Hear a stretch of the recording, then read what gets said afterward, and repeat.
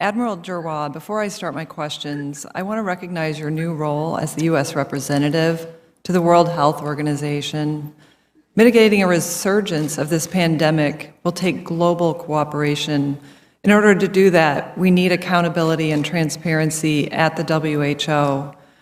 This organization was established to ensure the timely flow of accurate, unbiased information on global health emergencies just as this. Reforms must be made in order to restore the trust that we need here. I hope you'll work with our allies to push for these reforms.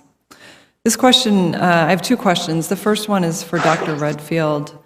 And Dr. Redfield, Georgians are wondering how we got here today. 1,400 deaths, a third of Georgia's workforce out of work. I'm incredibly concerned about the cover-up and the misinformation coming from China and their efforts to suppress life-saving information at the outset of this outbreak. As we continue to reopen our economy safely, we have to take steps to ensure that another outbreak cannot take hold of the world in this way. I understand CDC has worked with the Chinese CDC on global health security for decades. Can you comment on the level and the timing of the information that you received and relied upon from your Chinese counterparts as this virus emerged? Well, thank you very much, Senator, and I want to echo how important global health security is as a national security priority for this nation, and we're going to need to be able to respond to that as long as we are a nation. CDC has had relationships with many countries around the world. We have offices in over 45 countries right now, people in over 60. And one of those happens to be China, where we have a U.S. CDC that's with the Chinese CDC. We've worked together for decades, particularly on influenza and emergent infectious diseases. And that has been a very productive, collaborative, scientific-to-scientific interaction. When this original outbreak of pneumonia of unknown etiology came from the original seafood market, there were obviously discussions with the U.S. personnel that were engaging with the Chinese CDC. I personally had discussions as early, I think CDC did as early as January, and myself January 3rd, with my counterpart to discuss this. So at a scientific level, we had very good interactions.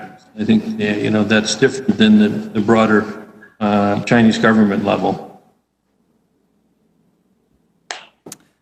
Thank you, Dr. Redfield. I have a final question for each of our great witnesses today, and it's one that my constituents often ask me. The mainstream media, and indeed some of my colleagues in the Senate, seem to want to paint each of your relationships with our president during this wartime effort as confrontational and lacking consensus. Can you categorically say here to the American people today whether this is true or untrue? From your testimony today, I've seen a very coordinated effort to address this with the administration to combat this pandemic. Can you give me a sense of whether what the characterization is, whether it's true or untrue? Thank you. I'd ask Dr. Fauci to answer that first. Yes, no, there is certainly not a confrontational relationship between me and the president. As I've mentioned many times, I give advice, opinion based on evidence-based scientific information.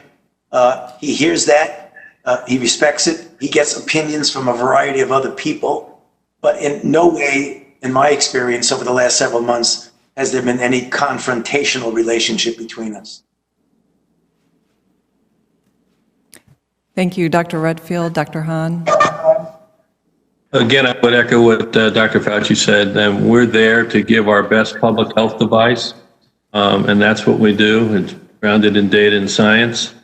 And I've always felt free to give the best public health advice that I think needs to be given at the time, and it's always been done in a very professional way. Senator Loeffler, this is Steve Hahn. I do not have a confrontational relationship, have not had a confrontational relationship with the president. He asks questions. I have given him my honest answers rooted in data and science, and he has listened respectfully to those, incorporating that into his decision making. And Brett Joie, I have nothing else but to echo my colleagues. We work very closely together, all the scientists, all the physicians, of course, Ambassador Birx, other scientists within our group. We have a very productive working relationship with each other and also with the president and vice president. It would not be confrontational, and I certainly feel that we have the ability to honestly state our opinions and recommendations, and that's been that way since the beginning. Thank you, Senator Loeffler.